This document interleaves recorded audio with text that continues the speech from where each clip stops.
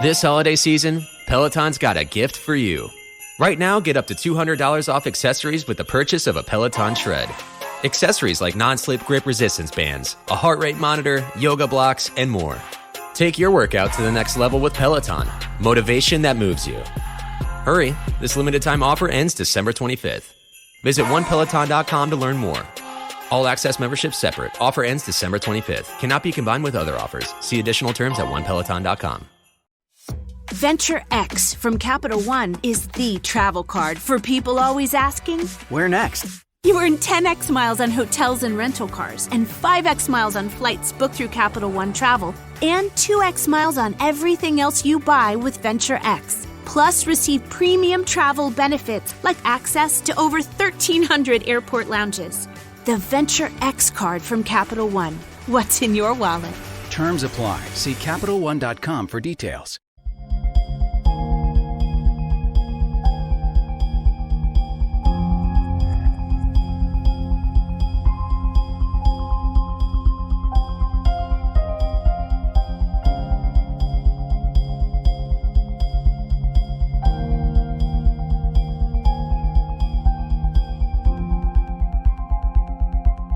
Good afternoon, good morning, good evening, wherever you're listening from and tuning into. Welcome to the Conscious Consultant Hour, Awakening Humanity. I am very, very pleased that you are all here with me today. We've got a wonderful show in store for you, our next to last show, live show for the new year. And I have a dear friend coming on. I think you'll really like her. But of course, first we have, as always, our little section from my book, Everyday Awakening, which you can always get at everydayawakeningbook.com. And this section is entitled, Our Wounds Are Our Excuse to Hide in Plain Sight. We have a tendency to hold on to our pain.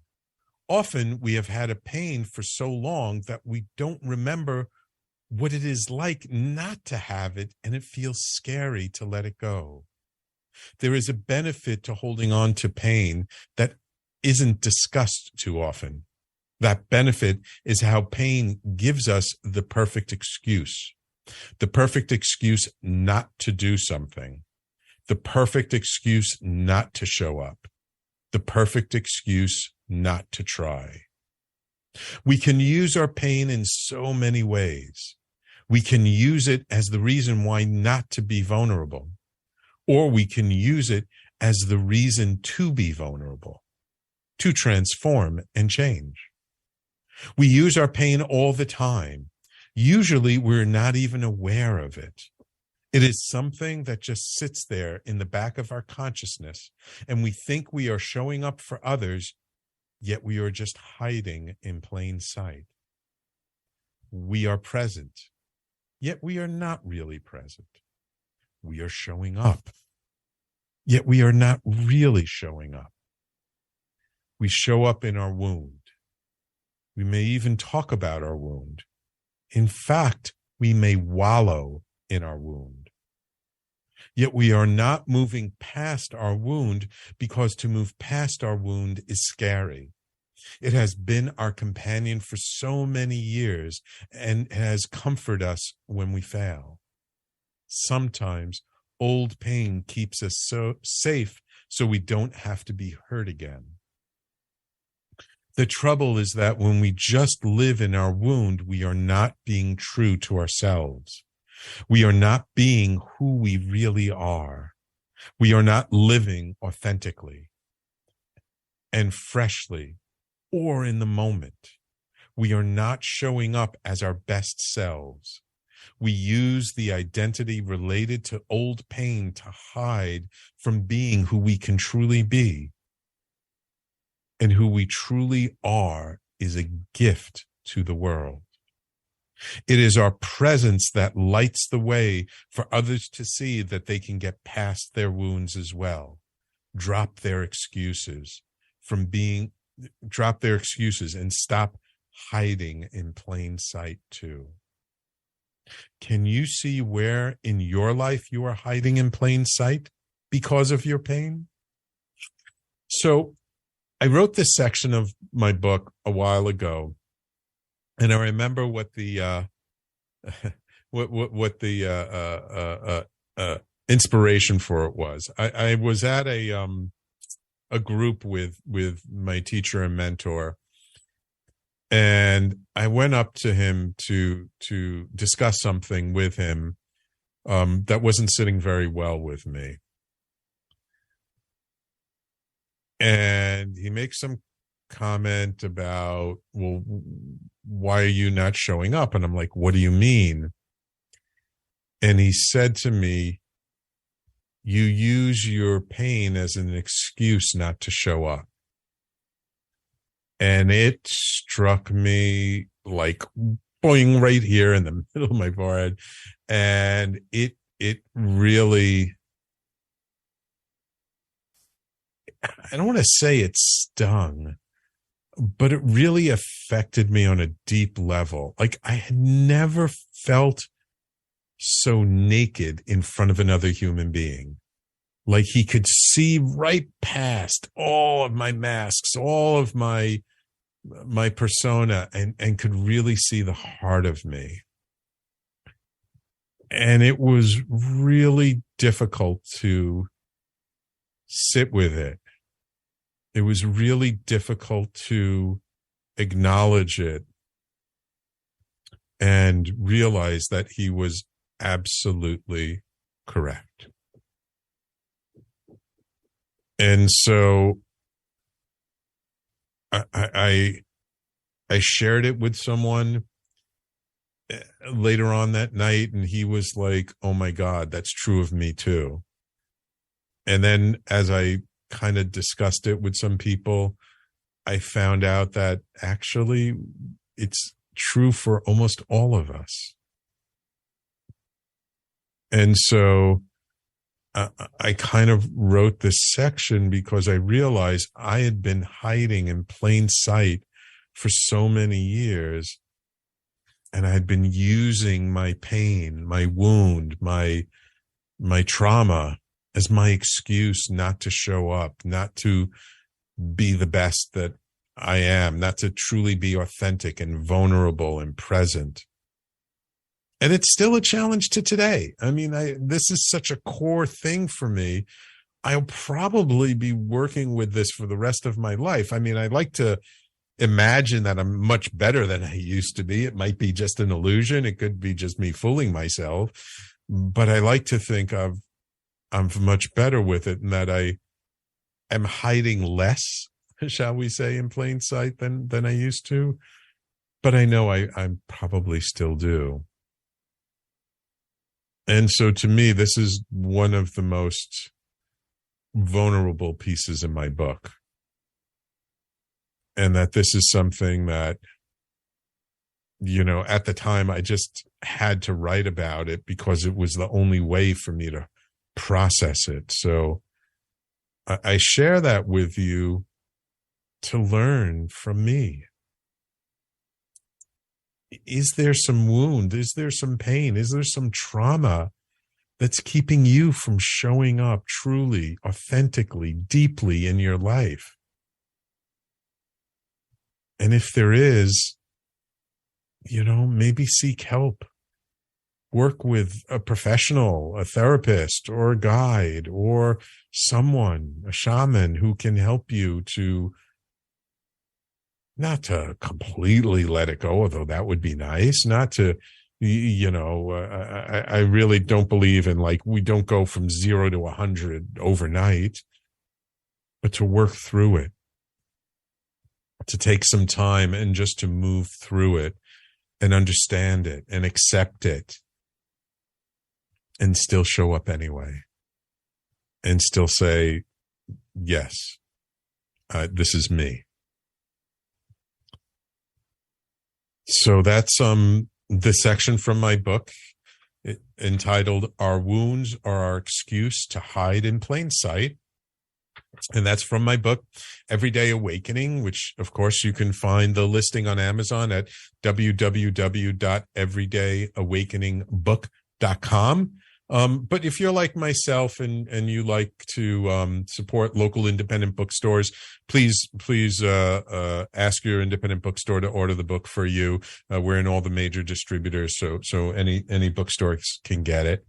And I also want to mention, I haven't really mentioned this before, but my book was a best-selling book in 3 different categories on Amazon. But I was just in a new book called The Game Changers, Volume 7. And here's my picture all the way in the bottom. And this book became an international bestseller as well as a bestseller. So now I'm a 2-time best-selling author and an international best-selling author. And actually, my little section in this book, I've talked about it on the show in the past, but it's kind of me telling my story and why what I do today is so important.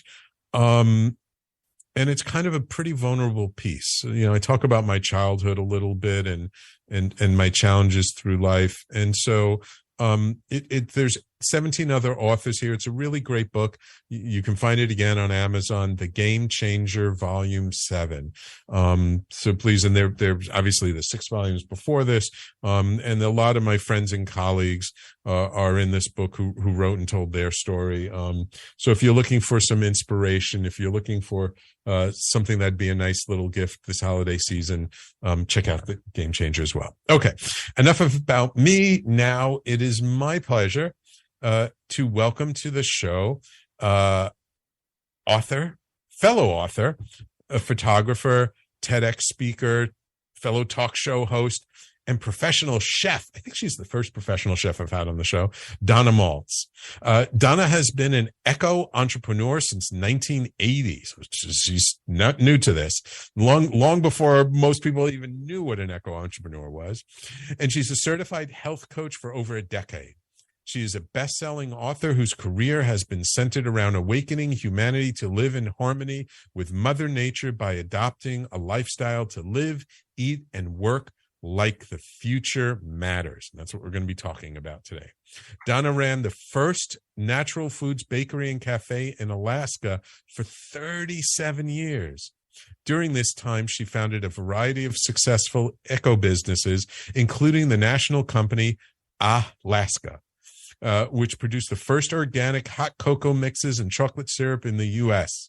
Donna resides now on the big island of Hawaii, which I love. Oh, by the way, how's the volcano there? I know it's and she offers holistic retreats. Her books include Living Like the Future Matters, I Am Living Like the Future Matters, and Conscious Cures, among several others. Welcome to the Conscious Consultant Hour, Donna. Oh, so great. Thank you for the warm introduction. I'm so excited to talk to you today about what you read. That was so awesome, besides living, eating, and working like the future matters.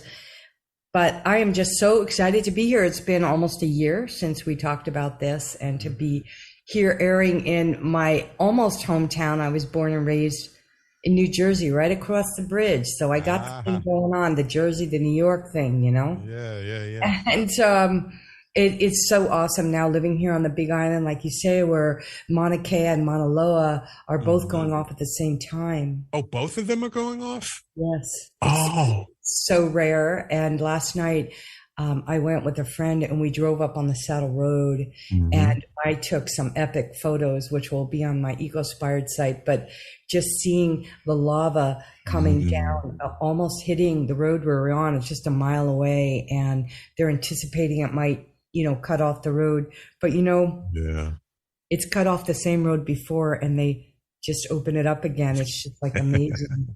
Yes. I tell you, I was in Hawaii for a couple of weeks back in 2006, 7 or 8, I forget, something like that. So it was a while ago. And we stayed mainly in Maui, but we went to the Big Island for a weekend, and we went to see the lava flows, right around, it was still light out, but, went into dusk and evening time. It was such a sight. I had never seen anything like it. It was so beautiful. And I know they say you have to be careful when you're walking across the lava fields because it can be sharp, but it was just so fascinating to me personally to look at like this black rock, which is lava, that this is how the earth was formed. I mean, it's really something to be so in touch with that. Well, you know what? I want to take this back to what you wrote about pain, right? And like the earth right now is experiencing pain in the most unproportionate way. We're seeing these storms and the climate crisis, and we're seeing volcanic eruptions, earthquakes, typhoons, and this is Mother Earth's way of responding to the pain of humanity, right? So that's where the pain like Future Matters comes in. And at the same time, what you see when this volcano is happening, when you're spiritually awakened, which I like to consider having lived on the most spiritual island almost in the world right here, that I have absorbed some of Pachamama and Pele's wisdom. The thing that we're experiencing right now when she is having this flow, it's like when a woman has her period, right? Or when we're detoxing. And that gets us down to pain. Right now, I am in the middle of, not in the middle, kind of the beginning of another detox, right? And what happens when we detox our bodies? The physical thing happens, of course, you might have a different odor. You might get more white thrush on your tongue. You might have, the physical rashes, things that are very apparent. What they call a healing crisis. The healing crisis, but it doesn't have to be a crisis. When you look at it differently, it becomes an awakening. But then you get to that layer where you met with that colleague and he addressed you, and the pain of the emotional stuff that comes out. Right. The emotional stuff that is spewing out of Mother Earth right now as well. Right. It's a sense of like revealing who we are. And when I work with my clients, the first thing that we address is that, like, where do we need to purge? What do we need to compost that doesn't serve us? And where do we need to nurture what does? Because pain is just an indication of like, we need more balance in our lives. We need to shift. Absolutely. Okay, let's hold it there. We got to take our first break. And when we come back, let's talk about how did you get into this stuff? I mean, you've been involved with this whole idea of natural and organic long before it was popular, long before anyone's ever heard of it. So let's when we come back, we'll give our audience a little bit of background about you, and then and how did you get from Alaska to Hawaii? It seems like everyone I know from like Canada and Alaska always end up someplace warm like Costa Rica or Hawaii. So we'll take care of that right after this break. Okay, Donna? Sounds great. Wonderful. So everyone, please stay tuned. You're listening to the Conscious Consultant Hour, Awakening Humanity. We do this every Thursday here on talkradio.nyc and every Wednesday on KMET in Palm Springs, California. And we'll be right back after this. Are you a business owner? Do you want to be a business owner? Do you work with business owners? Hi, I'm Stephen Fry, your small and medium-sized business or SMB guy, and I'm the host of the new show, Always Friday. While I love to have fun on my show, we take those Friday feelings of freedom and clarity to discuss popular topics on the minds of SMBs today. Please join me and my various special guests on Friday at 11 a.m. on talkradio.nyc. Are you a conscious co-creator? Are you on a quest to raise your vibration and your consciousness? I'm Sam Leibowitz, your conscious consultant, and on my show, The Conscious Consultant Hour, Awakening Humanity, we will touch upon all these topics and more. Listen live at our new time on Thursdays at 12 noon Eastern Time. That's The Conscious Consultant Hour, Awakening Humanity, Thursdays, 12 noon on talkradio.nyc.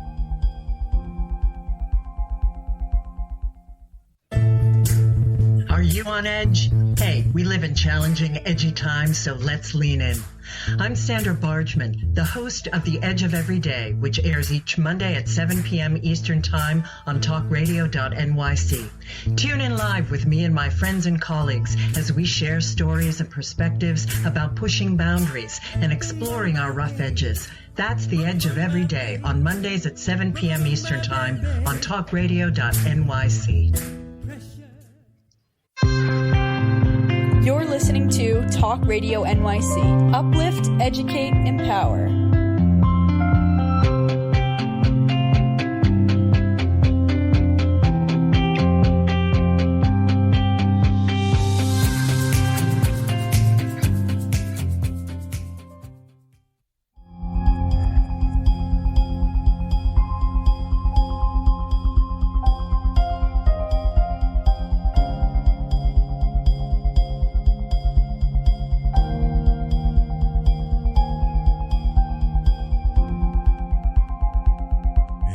welcome back to the Conscious Consultant Hour, Awakening Humanity. We're speaking this hour with Donna Maltz, author of the book Living Like the Future Matters, as well as many other books.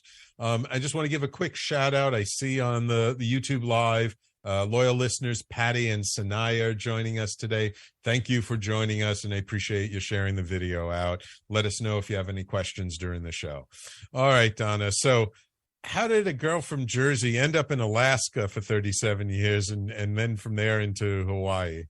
I love this question. I'm going to try and keep it short because we got so much to talk about. Yep. And you can read it in Living Like the Future Matters. Okay. But here's what happened. I went to Europe when I was 16. My parents, I was kind of an upper middle class Jewish American princess living right outside of Manhattan, and going to the malls and eating fast food. And this is in the 70s. And so when I was 16, I was going to camp before that. Parents like to ship you off for the summer back then if they could afford it, right? Get rid of the kids. And I decided I didn't want to go back to camp. I was, and they found a hostel, a bike riding thing to Europe. And I was really into bike riding. Didn't want to ride my a car to school because it was polluting. I was already hip to all this when I was young. And so I refused to get my driver's license and the whole 9 yards.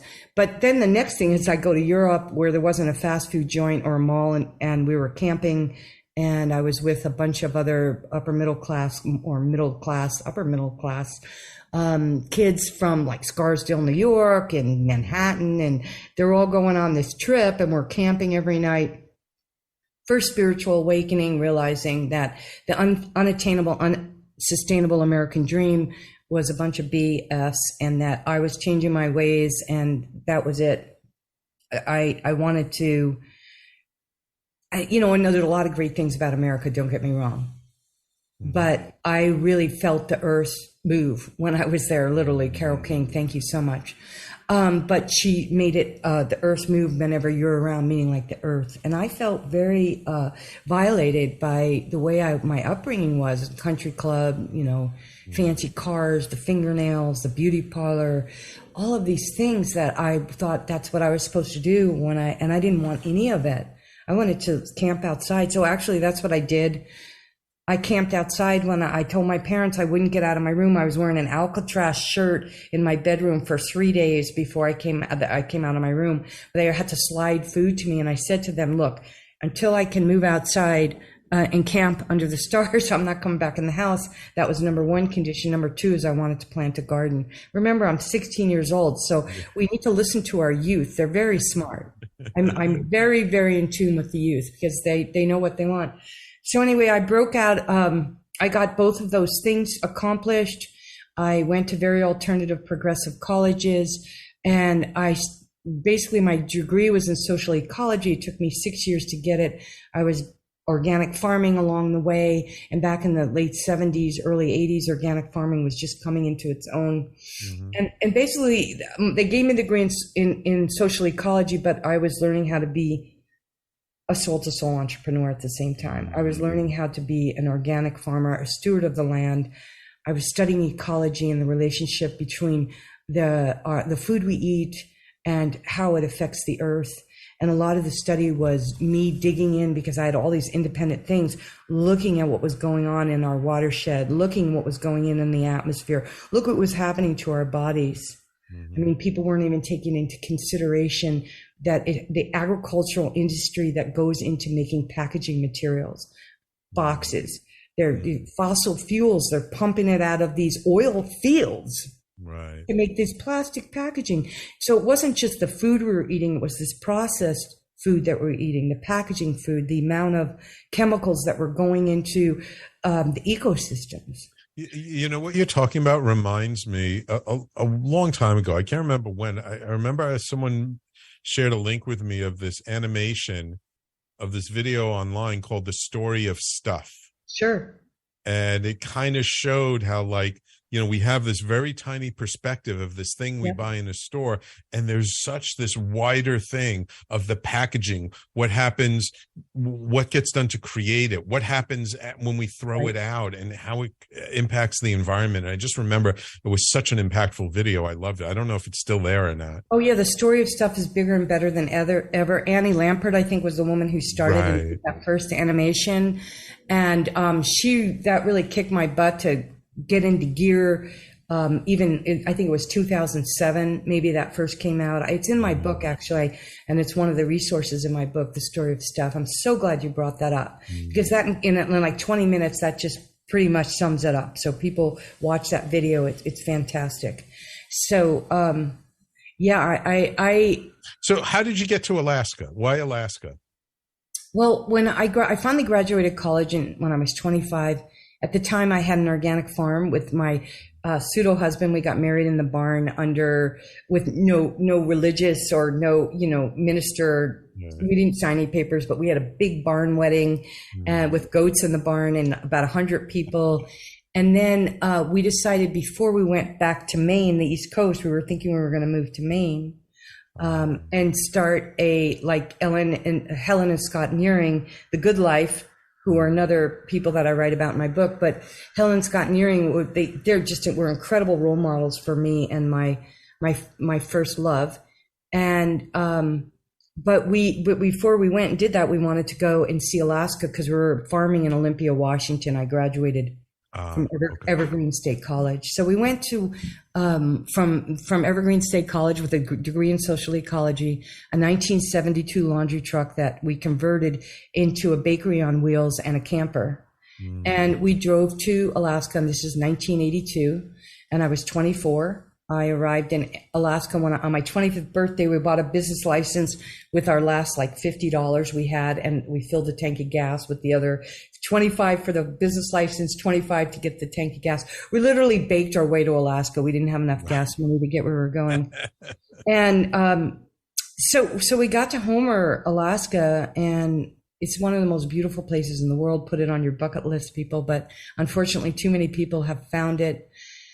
And I had to leave because it was too crazy busy there. But it's a beautiful place. And that's where I got really in touch with more wilderness. But I'm 25 years old, leaving Jersey, leaving the United States, basically. That's what I wanted, to get as far away from this unattainable, unsustainable American dream, where I could still speak English, because I'm dyslexic and I have a hard time learning new languages, which I'm very proud of, being dyslexic and written 6 books now. So I'm pretty, we can all overcome those painful things, right? Detoxing the thoughts, getting back to your story in your book, which I loved. So what was it about Alaska that got you to stay there for so long? Because I mean, you seem to love to camping and do stuff outdoors. Alaska, you can't do that most of the year, right? It's pretty cold there. Very, very cold. But there were, in Homer, there were less than 2,000 people. Downtown wasn't even a paved road. There were bald eagles greeting us as soon as we came over the ridge. And then I found out it's because there was a landfill there. The eagles they like to, they love that stuff.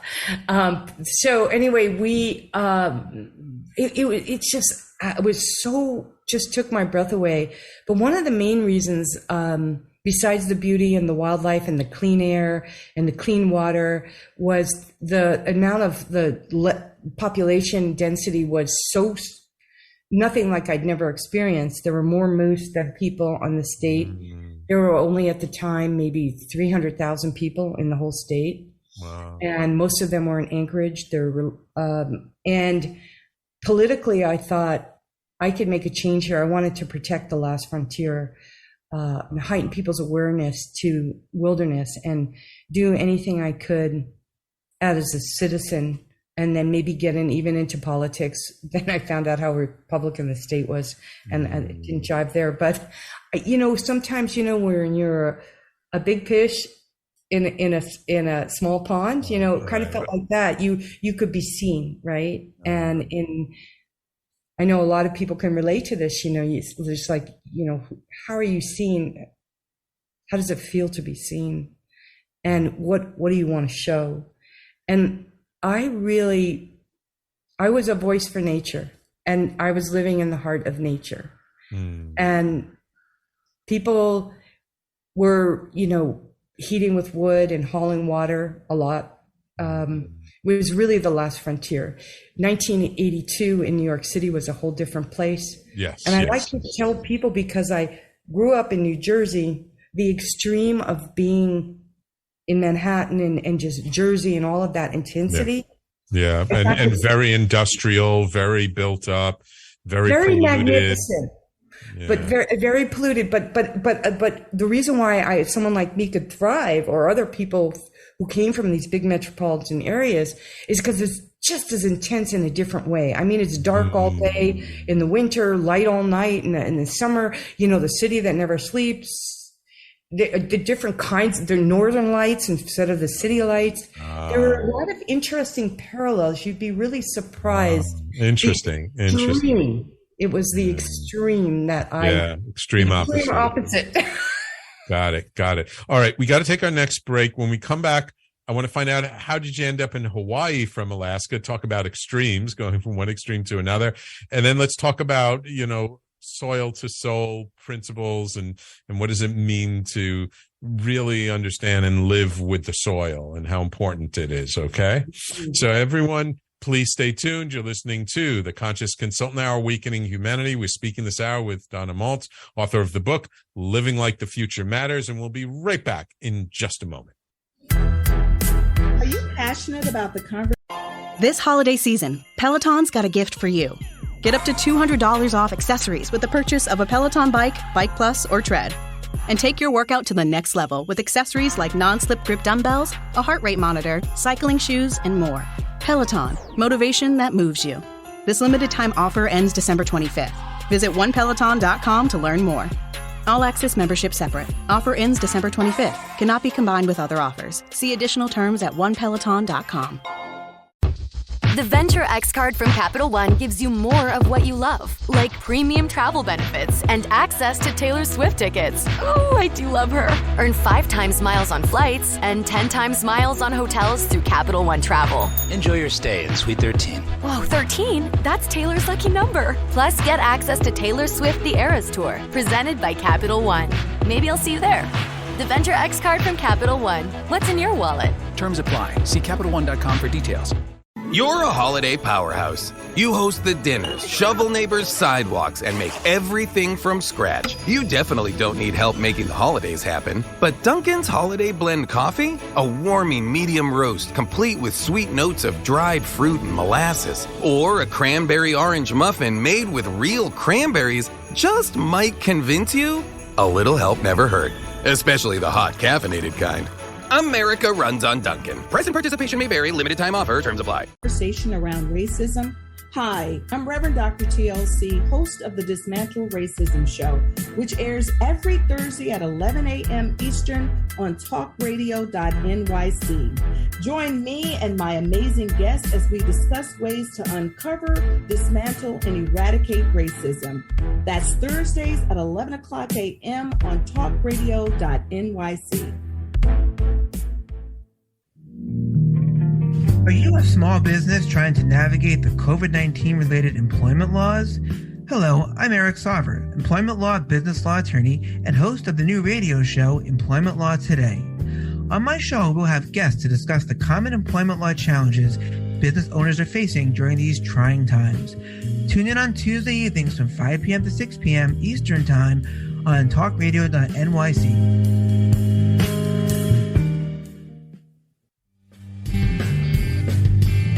Hey everybody, it's Tommy D, the nonprofit sector connector, coming at you from my attic. Each week here on talkradio.nyc, I host the program Philanthropy in Focus. Nonprofits impact us each and every day, and it's my focus to help them amplify their message and tell their story. Listen each week at 10 a.m. Eastern Standard Time until 11 a.m. Eastern Standard Time, right here on talkradio.nyc. You're listening to Talk Radio NYC at www.talkradio.nyc. Now broadcasting 24 hours a day.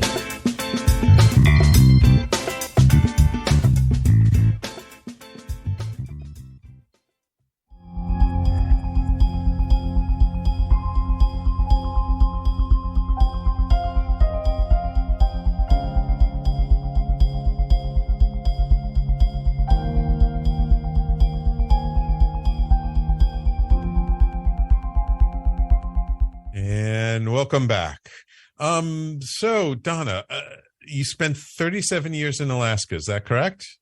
Yeah, 37. And actually the last 20 of those years, you know, a lot of people's careers, right, are 17, 20 years. But I was coming back and forth to Hawaii. Because Hawaii is kind of like the Florida of New York, right? New York and Florida, everybody, the hop a plane. So that was the closest warm place and also the most beautiful place next to Homer, Alaska. And so I was coming here, and in 2004, we actually bought a home, a small house here, and I was doing the snowbird thing, homeschooled our son, and so I was building a tribe and a family here on the. So it wasn't an abrupt change; it was something that had been building for a while. Yeah, which I like to think of as a good way to detox too, right? Getting back to detoxing, like just and so I had fallen in and had a miscarriage before my first son was born 30 years ago, and it affected my spine, and I was cold all the time. And even in my bakery, in my café, which was the first natural foods bakery, and we were serving organic local food in the 1980s, believe it or not. Wow. It was very, really hard on me, the winters especially, and even the summers. You guys, summer here is like, hot day is 70 degrees, and here I am so much healthier. So every time we go to Hawaii, that pain, like you speak about, that physical pain would go away. And when the physical pain goes away, mentally you lose that fog brain. You feel right. You feel so much better. You're able to be more present, more focused. Yeah. Was it difficult to let go of Alaska after so many years, or were you ready for the change to completely move to Hawaii? I was ready to completely move, and here's why. Because just like you and I were talking earlier, like about death and dying and all that, you never let go of something that you love. Mm-hmm. And so that part of me is so alive that it's, my book is a lot about my journey, but anytime I want to transport or to bring any of those feelings or emotions, and we still have friends who come visit us. It's a beautiful thing to keep beautiful things alive and to be able to bury, like I said earlier, compost what doesn't serve us and nourish what does. And the cold weather and the politics in Alaska were getting very disjointed. I like diversity in the environment, in the ecosystem, in the population. It's one of the things I loved about New York. Yes. And, it was being very homogenized, like a lot of the division that we're seeing.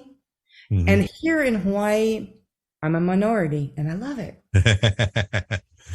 Yeah, I often say to people, when I go to a meeting or something, if everybody is all Caucasian, I don't feel comfortable, because I grew up in the Bronx and I'm used to having all different shapes and colors and sizes and ethnic backgrounds all around me ever since high school, early high school, junior high school. I was just used to it.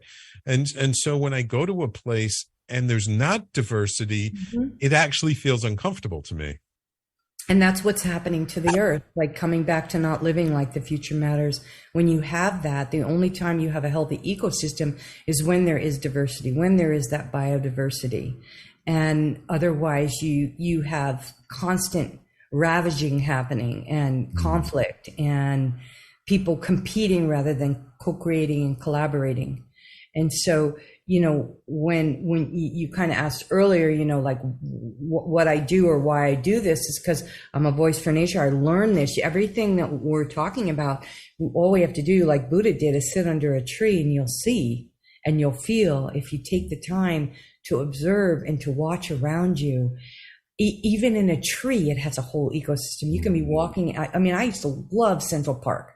Yes. I would go to Manhattan, and I can't tell you how many times I walked through that park when I was, as a teenager, and felt safe back then, right? Yeah. And they did. I know most people listening to that know that's a man-made park. That whole thing was created, and it has one of the most prolific bird migration in the world, right through Central Park.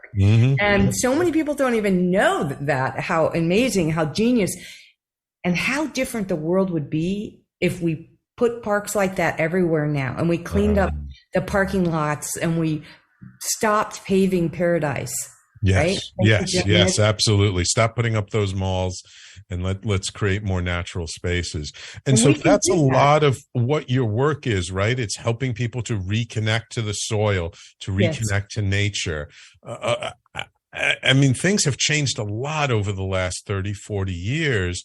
Do you find people are truly ready to reconnect to nature? Are people much more open to these kinds of conversations compared to 30 years ago?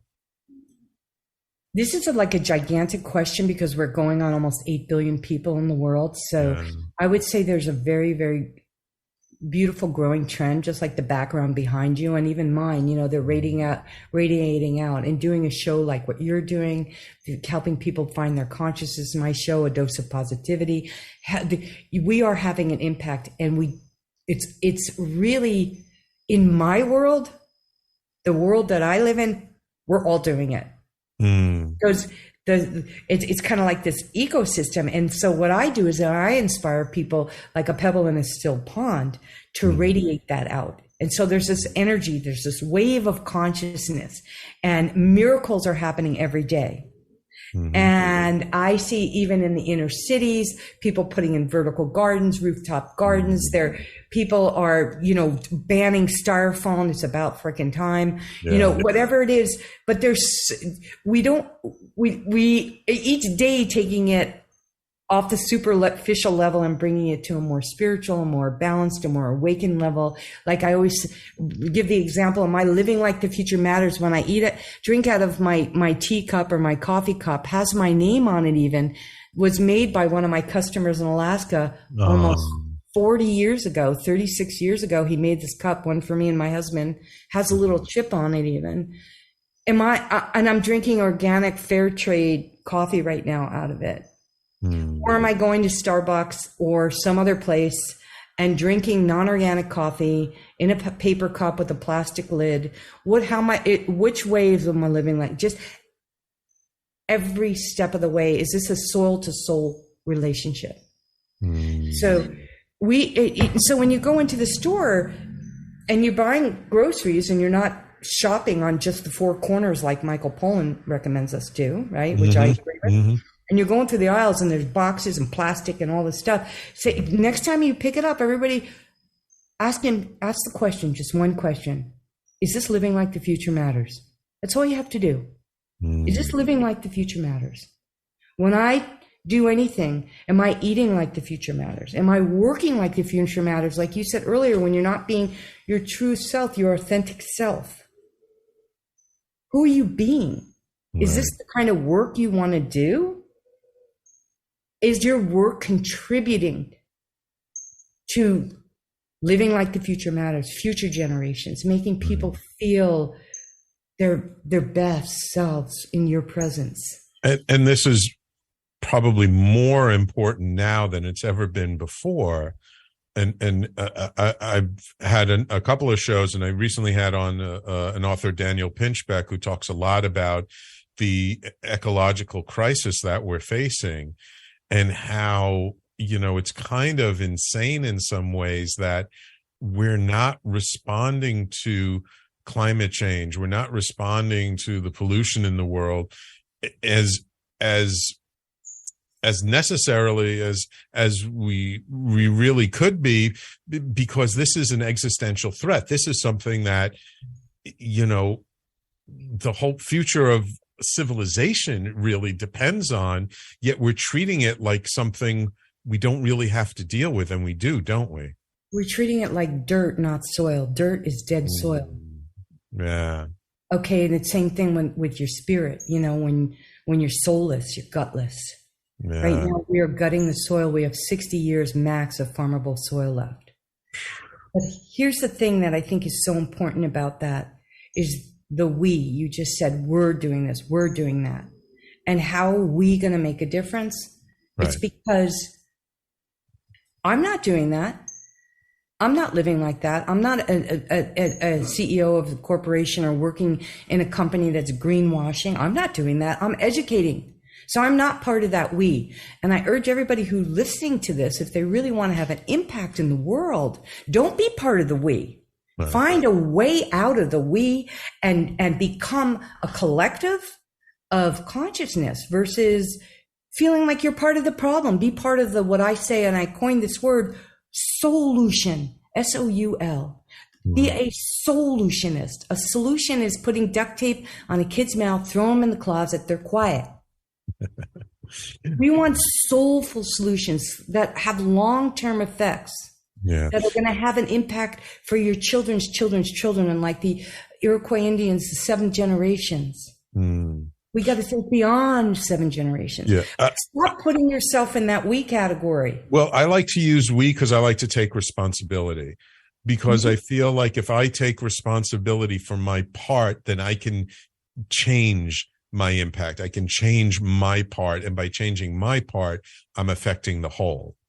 So I don't look at it as oh, I'm part of the problem. No, I'm responsible so that I can make a change, and the change I make has an impact. So let's hold it there for the moment. We got to take our last break of the show. So when we come back, let's talk about a little bit more of what can people do today? People living in cities, living in suburbs, or even living in rural areas. What can we do today to make more of an impact? Okay. I love it. Awesome. So everyone, please stay tuned. You're listening to the Conscious Consultant Hour, Awakening Humanity, and we'll be right back in just a moment. Hey everybody, it's Tommy D, the nonprofit sector connector, coming at you from my attic. Each week here on talkradio.nyc, I host a program, Philanthropy in Focus. Nonprofits impact us each and every day, and it's my focus to help them amplify their message and tell their story. Listen each week at 10 a.m. Eastern Standard Time until 11 a.m. Eastern Standard Time, right here on talkradio.nyc. In a post-COVID world, you may have many unanswered questions regarding your health. Are you looking to live a healthier lifestyle? Do you have a desire to learn more about mental health and enhance your quality of life? Or do you just want to participate in self-understanding and awareness? I'm Frank R. Harrison, host of Frank About Health, and each Thursday, I will tackle these questions and work to enlighten you. Tune in every Thursday at 5 p.m. on talkradio.nyc, and I will be Frank About Health to advocate for all of us. Are you a conscious co-creator? Are you on a quest to raise your vibration and your consciousness? I'm Sam Leibowitz, your conscious consultant, and on my show, The Conscious Consultant Hour, Awakening Humanity, we will touch upon all these topics and more. Listen live at our new time on Thursdays at 12 noon Eastern Time. That's The Conscious Consultant Hour, Awakening Humanity, Thursdays 12 noon on talkradio.nyc. You're listening to Talk Radio NYC at www.talkradio.nyc. Now broadcasting 24 hours a day.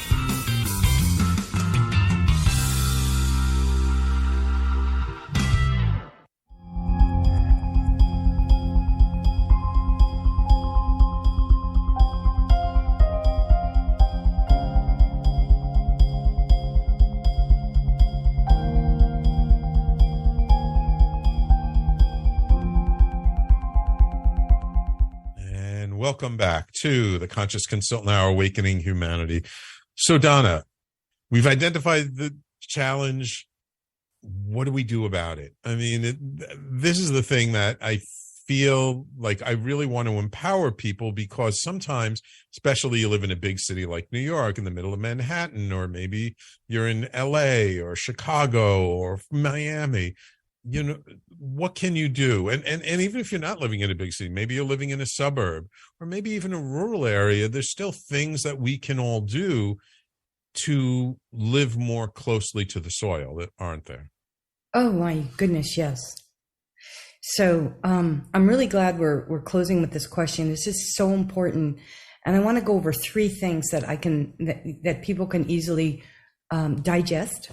And the first is personal responsibility and taking care of your health. I can't emphasize emphasize this enough because, first of all, we know health is our greatest wealth. And the healthier we are, the clearer our minds are. And then we have the ability and can take the responsibility to get to do everything we're doing. So it starts kind of like at the beginning of our conversation, detoxing. We're all like, this is explosion happening in each and every one of us. Nobody here listening to this program or any of the great shows that you have on your show, Sam, want the world to collapse. Nobody wants an Armageddon, right? Right. So the healthier we are, the more resilient we are, just like everything in nature teaches us. And what does we need in nature? We need clean air, clean water. We need the nutrients. 80% of what keeps this world healthy is the soil, and we don't see. It's beneath our feet. Right. It sequesters carbon. It's full of microorganisms that absorb and take care of nasty bacteria and viruses when it's healthy. Mm-hmm. My book, Conscious Cures, you guys got to read that book. Anyway, so health detox. Get clear, take care of yourself, take time for self-love, self-dignity, self-care. Mm-hmm. Because you care. Right. Because you are worthy. So that's number one. And that could take a couple of weeks. You can change your whole microbiome in 2 or 3 weeks. Mm-hmm. It's that simple. It can seem really hard because of the addiction that we have to processed foods, alcohol, cocaine, sex, whatever your addiction is. Mm-hmm. We all got one. Right. Because we're empty. Because society has told us we're empty and that we need these things that make us unhealthy. Mm. So it's very, very important for all of us to come to terms with that our self-worth, to come to terms that we are not society. Just getting back to your beautiful words earlier, Sam, that that pain we're feeling is not getting in touch with us, who we are. So taking care of our health is number one. Number two is nature, because the closer we get to nature, the closer we get to our true nature. Spending time in nature every day. I don't care if there's a blizzard outside. That's why you bought that $200 Patagonia coat or those boots that you never wear because it's too freaking cold out, even though they're good for below zero, but you don't want to put them on. So many people have a closet full of clothes that they could weatherize themselves to get out in nature and catch a snowflake on their tongue, or get out and take a shower in a rainstorm if you're in a tropical place like I love to do. I really encourage people not to be afraid of the elements. I mean, don't go out in a hurricane or, cyclone, but experience nature, not occasionally, every day. Hug a tree. Mm-hmm. Open the window in your house, even if it's cold, and let the air come in. And if it's too polluted, then get on a group, on a task force that's cleaning up the air in your city, and tell them why you're there, because you want to be able to open your window, participate. Right. Which brings me to the next thing, because nature is the ultimate healer. Nature is the ultimate teacher, because it was here long before humans. So it's got to have some one up on us. We think we have one up on nature, but guess what? The last is community, because unity in community builds immunity. Mm-hmm. And that brings us back to diversity and to biodiversity and to healthy soil to soul quality, the interconnection. Like you said, when you go into a meeting, you don't feel comfortable when you're the only white dude in the room. Nobody does.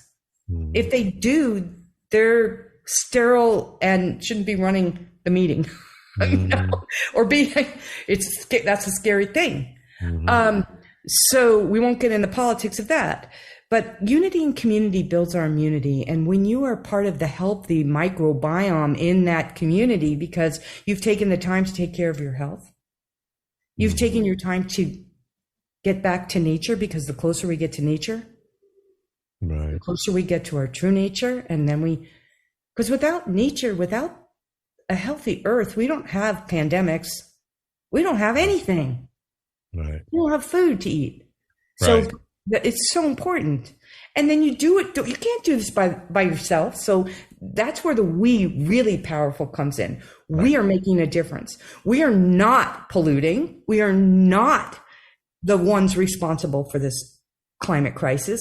We are part of unity and community that's going to clean up the mess we made. That is the message. And it's such a great time to be alive. It is such an opportunity to dig in and go for it.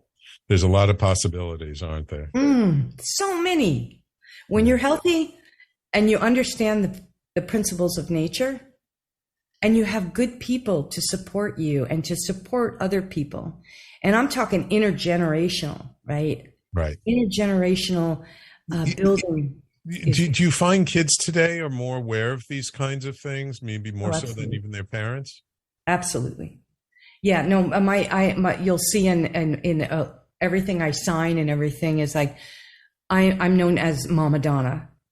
And I have a big part of my following are people in their early 20s to mid 20s who are just getting out of college, disillusioned, don't want to go into the corporate world. And they find me and I guide them. And I'm honored to have mentored hundreds of thousands of young people to take charge in their own communities. There's nothing wrong with being in an urban area when you're part of making it a cultural center. It's a renaissance time we're in. And you're cleaning it up and you're part of a team sequestering carbon and creating new central parks in every single city. How epic of an opportunity, especially for these young people who can do this. And the manual work, maybe, like I can't do, I'm not as physically fit as I was when I was an organic farmer. But I mean, and so I love firing up people and I like hearing their dreams and I love and just saying, wow, and suggesting things and then them coming back with a better suggestion. And then because it's their suggestion and their thing, and then they ride with it. And that is, these kids are, they're not kids. No, not at all. Not at all. Unfortunately, Donna, it's been wonderful having you on the show. We're going to have to leave it there.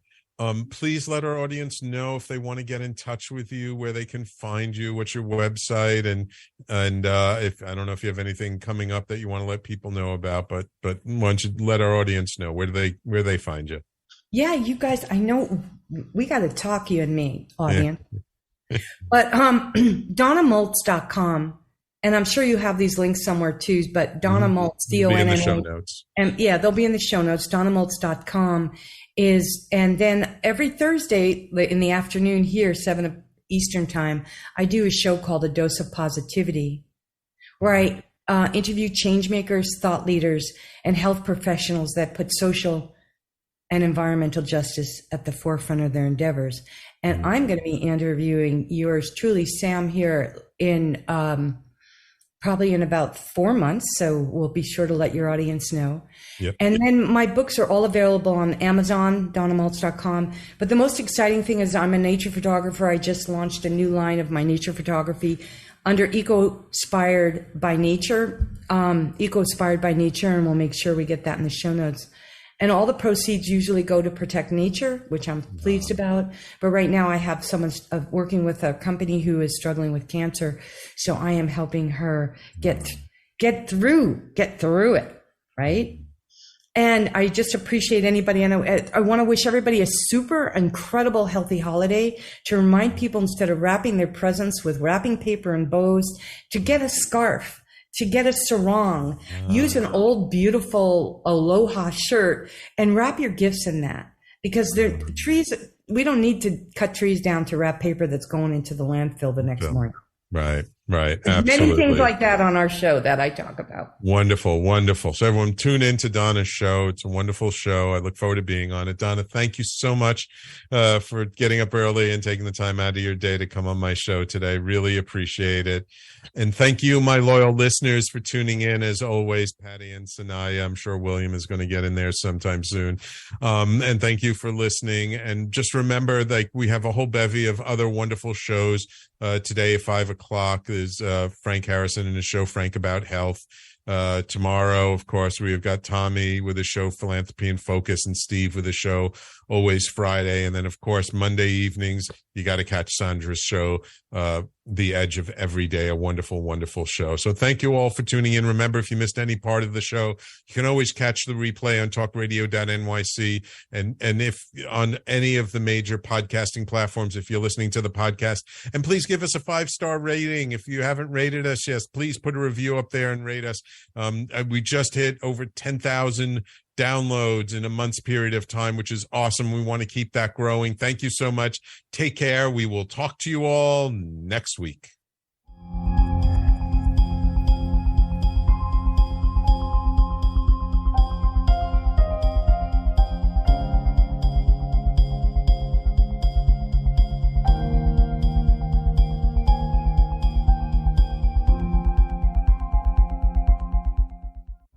You're listening to Talk Radio NYC. Uplift, educate, empower.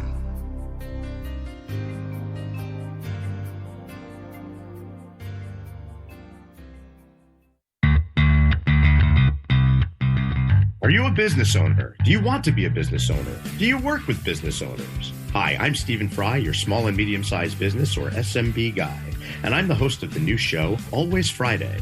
While I love to have fun on my show, we take those Friday feelings of freedom and clarity to discuss popular topics on the minds of SMBs today. Please join me and my various special guests on Friday at 11 a.m. on talkradio.nyc. Are you on edge? Hey, we live in challenging, edgy times, so let's lean in. I'm Sandra Bargeman, the host of The Edge of Every Day, which airs each Monday at 7 p.m. Eastern Time on talkradio.nyc. Tune in live with me and my friends and colleagues as we share stories and perspectives about pushing boundaries and exploring our rough edges. That's The Edge of Every Day on Mondays at 7 p.m. Eastern Time on talkradio.nyc. Are you a small business trying to navigate the COVID-19 related employment laws? Hello, I'm Eric Sauver, employment law business law attorney and host of the new radio show, Employment Law Today. On my show, we'll have guests to discuss the common employment law challenges business owners are facing during these trying times. Tune in on Tuesday evenings from 5 p.m. to 6 p.m. Eastern Time on talkradio.nyc. In a post-COVID world, you may have many unanswered questions regarding your health. Are you looking to live a healthier lifestyle? Do you have a desire to learn more about mental health and enhance your quality of life? Or do you just want to participate in self-understanding and awareness? I'm Frank R. Harrison, host of Frank About Health, and each Thursday, I will tackle these questions and work to enlighten you. Tune in every Thursday at 5 p.m. on talkradio.nyc, and I will be frank about health to advocate for all of us. Passionate about the conversation around racism? Hi, I'm Reverend Dr. TLC, host of the Dismantle Racism Show, which airs every Thursday at 11 a.m. Eastern on talkradio.nyc. Join me and my amazing guests as we discuss ways to uncover, dismantle, and eradicate racism. That's Thursdays at 11 o'clock a.m. on talkradio.nyc. You're listening to Talk Radio NYC. Uplift, educate, empower.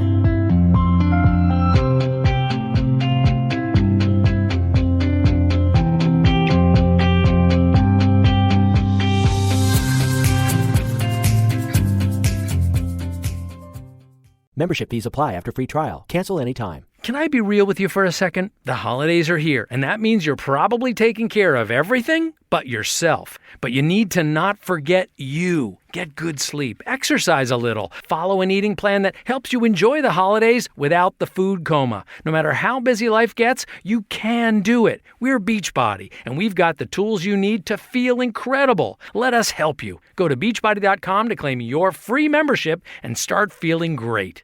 You're a holiday powerhouse. You host the dinners, shovel neighbors' sidewalks, and make everything from scratch. You definitely don't need help making the holidays happen. But Dunkin's Holiday Blend Coffee? A warmy medium roast complete with sweet notes of dried fruit and molasses. Or a cranberry orange muffin made with real cranberries just might convince you a little help never hurt. Especially the hot caffeinated kind. America runs on Dunkin'. Price and participation may vary. Limited time offer. Terms apply.